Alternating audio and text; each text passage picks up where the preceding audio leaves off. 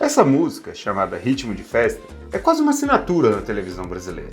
Logo nos primeiros versos, já dá para saber o que está acontecendo. A canção virou uma assinatura do maior apresentador da nossa televisão, Cenoura Bravanel, ou melhor, Silvio Santos.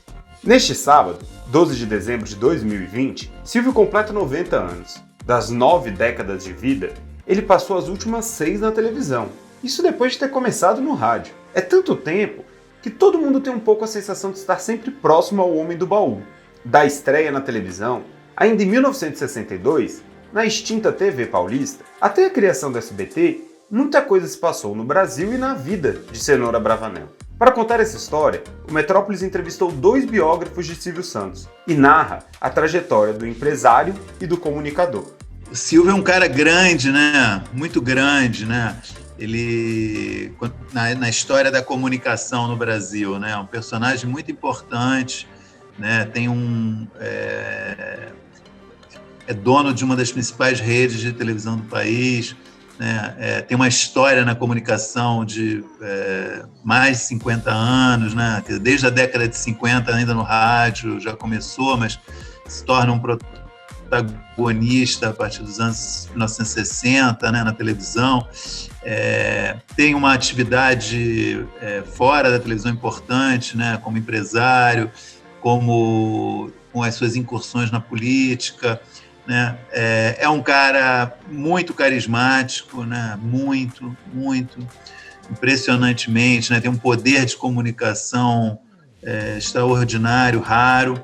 Então, acho que esse conjunto todo, e mais, né, um cara queridíssimo, né, idolatrado, né, uma figura muito amada mesmo pelo público, pelo povo. Silvio Santos é, sem dúvida nenhuma, o maior nome da história da televisão brasileira, indiscutivelmente. Não há ninguém que se aproxime a ele, eu digo isso de cadeira, porque ninguém tem a carreira dele. Com o tempo de permanência no ar de forma constante que ele tem, com a quantidade de horas que ele tem, com a quantidade de formatos que ele criou, ou copiou, ou apresentou, ou comprou, etc. E a partir desses formatos e desses programas montou a segunda maior rede de TV do Brasil. Ninguém. E eu o colocaria, inclusive, como o maior apresentador em termos mundiais, porque não tem mesmo. Você pode botar qualquer um, não chega.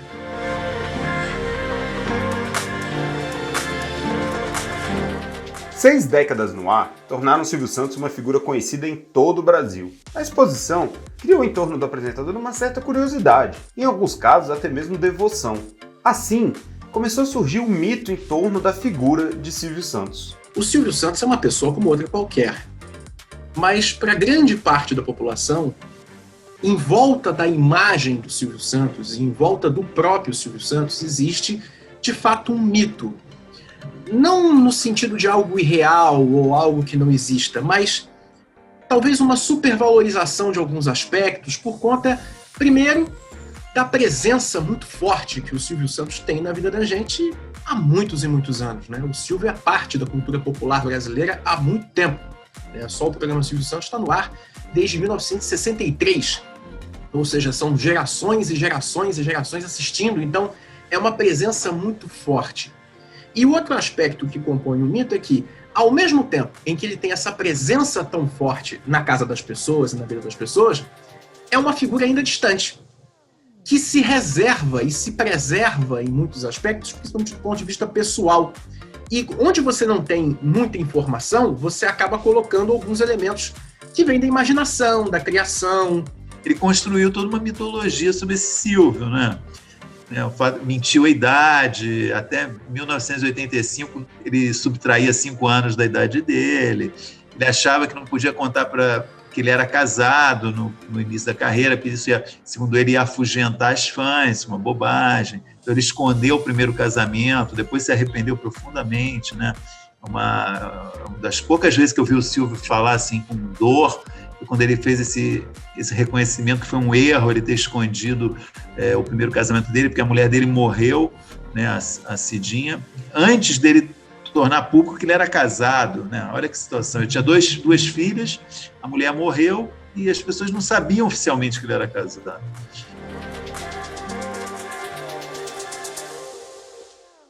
Muito antes de virar dono do SBT, o que só aconteceria em 1981, Cenoura Bravanel era um comerciante. Um homem de negócios, começou como camelô e depois foi trabalhar com publicidade. Silvio, aliás, sempre se definiu assim, um vendedor. No livro Topa Tudo por Dinheiro, o jornalista e crítico de TV Maurício Sticer conta que Silvio sempre foi primeiro um empresário. Foi a chance de ganhar mais dinheiro nos negócios que o empurrou para o entretenimento. E uma coisa que me chamou a atenção, uma entre várias que me chamou a atenção fazendo o livro, é que o Silvio fala o tempo todo, sempre fala que ele, antes de tudo, ele é um comerciante, né? Assim, que a televisão, eu também teria que procurar no livro a frase literal, mas a televisão foi a melhor maneira que ele encontrou para vender o que ele queria vender. Se fosse, sei lá, mala direta, que fosse a maneira mais eficaz, ele ia ser um rei da mala direta. Se fosse, sei lá, rádio, ele ia ser o rei do rádio, mas ele percebeu que a televisão era o melhor meio para o negócio dele, né? Então, é nesse sentido que eu condiciono, e eu acho que ele próprio, ele não questiona isso, né? Que a televisão veio a reboque do interesse dele como empresário, como comerciante. E sem dúvida, ele como comunicador, ele impulsionou o negócio dele, né? É nesse sentido que eu acho que há uma troca. O vendedor, então, viraria um empresário das comunicações. Essa trajetória teve início em 1976, quando Silvio já era um apresentador famoso. Neste ano, ele inaugurou a TVS do Rio de Janeiro. Em 1981, veio sua maior cartada, a fundação do Sistema Brasileiro de Televisão. Tudo isso o coloca em um lugar diferente daquele ocupado pelos pais fundadores da TV brasileira. Quando a gente compara a trajetória do Silvio Santos, a trajetória de cada um dos outros maiores empresários da comunicação brasileira, vamos recortar para os donos das maiores redes de televisão dos últimos anos, né? A televisão brasileira agora completou 70 anos. Você tem, de fato, pessoas que vieram ou da mídia jornal, ou da mídia rádio, ou de ambas. Não é? Também da mídia revista, como foi o caso da Rede Manchete, né, com Adolfo Bloch. Então, o Silvio Santos ele vem, primeiro, de uma outra linha empresarial. E vem também com outro aspecto. O Silvio Santos foi o primeiro profissional de televisão. Ao mesmo tempo em que ele não tinha uma emissora de rádio, ele não tinha uma emissora de televisão antes, ele não tinha um jornal, ele não tinha uma revista, ele, na verdade, se diferencia dos outros porque foi o primeiro radialista, produtor independente a ter uma emissora de televisão. A televisão, na sua origem e até hoje, sempre teve principalmente dois tipos de gente interessada em ser dona da televisão. Pessoas do ramo da comunicação mesmo, né? E um segundo grupo de donos de canais de televisão, que é gente que viu potencial político, né? De explorar a televisão como uma extensão da vida política, né? O Silvio é um comerciante que começa a fazer programa na televisão, dá muito certo, e aí ele resolve ser dono de um canal de televisão.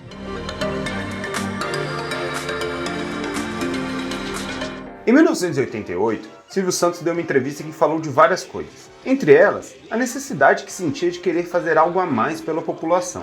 No ano seguinte, na primeira eleição presidencial após a ditadura militar, o apresentador se lançou candidato à presidência da República. Ele disputaria o pleito pelo Partido Municipalista Brasileiro, o PMB. A aventura, no entanto, foi barrada pelo Tribunal Superior Eleitoral, que encontrou irregularidades no registro do PMB. Mesmo tendo fracassado, a tentativa de Silvio impactou o cenário político do Brasil. O Silvio Santos político, ele nasce muito da vaidade do Silvio. Nasce muito de uma imagem que ele tinha, e ele mesmo disse no ar, né? Eu já tenho tudo na vida, só me faltava ser presidente. As relações de Silvio Santos com a política não acabaram após 1989. Na verdade, elas tinham começado bem antes, quando ele usou de sua popularidade como apresentador de TV para se aproximar dos generais da ditadura militar. Seu objetivo era conseguir um canal de televisão. Aí surge a pergunta: Silvio era apoiador da ditadura? É de esquerda? É de direita? Isso não dá pra gente saber. O que podemos afirmar é que o apresentador e o seu SBT são uma espécie de centrão, apoiam os mais diferentes governos, independentemente de quem esteja no poder. Criou-se uma ideia de que o Silvio ele seria mais próximo de determinadas linhas ideológicas do que outras linhas ideológicas. Ele teria mais proximidade com uma coisa, mais proximidade ou menos proximidade com a outra. E, na verdade, o que eu vejo quando analiso a história do Silvio é que ele se manteve ao lado de todos os governos que apareceram, sem nenhuma exceção.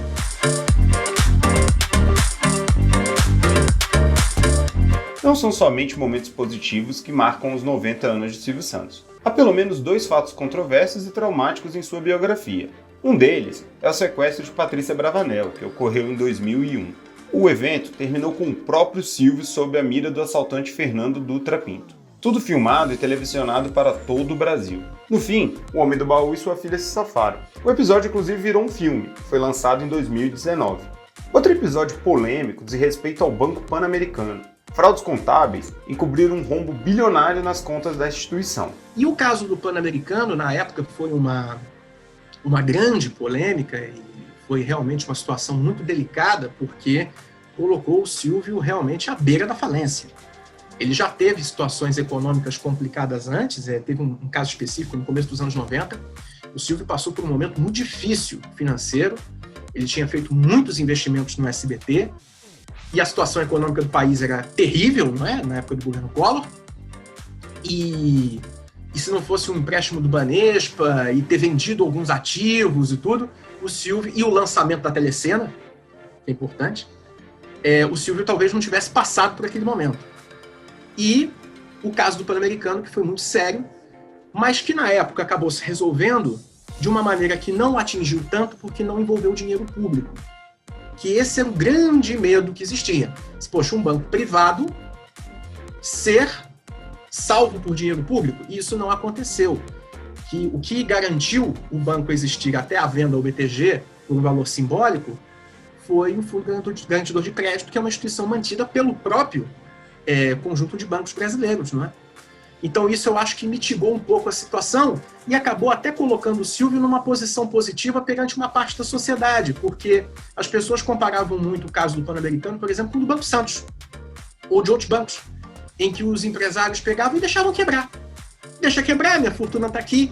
E a coisa que o Silvio fez em termos de comunicação foi muito forte, que foi colocar um comunicado em todos os breaks do SBT, dizendo que ele botava em garantia todos os bens que ele tinha. E aquilo chamou a atenção de uma parte da sociedade que o viu até como um sujeito honesto. Então acabou que ele deu uma virada na imagem. É claro que existe um setor da sociedade que questiona até hoje, mas o fato é que isso aconteceu, foi uma solução até pensada em conjunto com o próprio Lula. O caso deixou uma mancha na trajetória do apresentador, que, mesmo tendo conseguido se safar sem perder suas empresas, ainda hoje é questionado sobre o caso.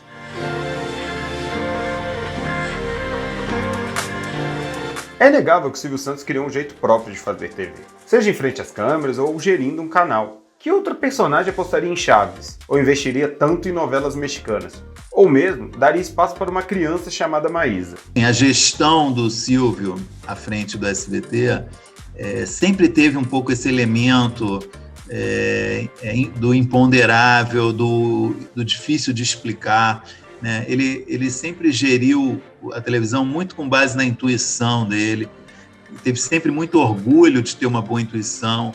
Ele sempre trouxe muito para ele a responsabilidade pela gestão do SBT. Então, os erros, os acertos muitos e os erros eventuais sempre foram creditados a ele. Mas e o pós-Silvio? Ao longo dos anos, muito se conversou sobre quem seria o sucessor do patrão. Nomes como Gugu Liberato e Celso Portiolli acabaram tomando a dianteira. Mas a verdade é que Silvio nunca saiu do ar. Dá para apostar que Silvio, quando se aposentar, será uma ideia, um conceito espalhado na comunicação, que vai se manter vivo por ainda muito tempo.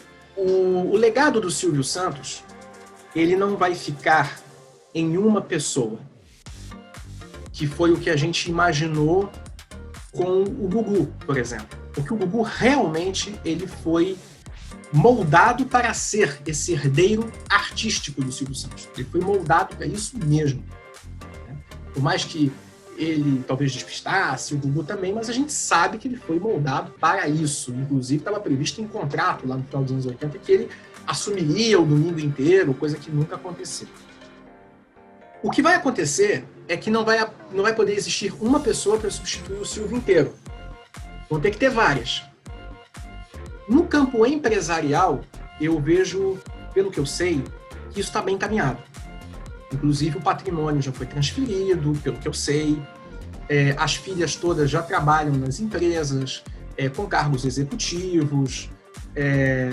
Tem profissionais muito competentes na área executiva que estão tocando as empresas, não só o SBT, mas a Jequiti, a liderança e capitalização. Então, assim, a sequência das empresas está garantida. Do ponto de vista de herança artística, pois não teremos uma pessoa que vai substituí-lo. Eu não acredito mais nisso.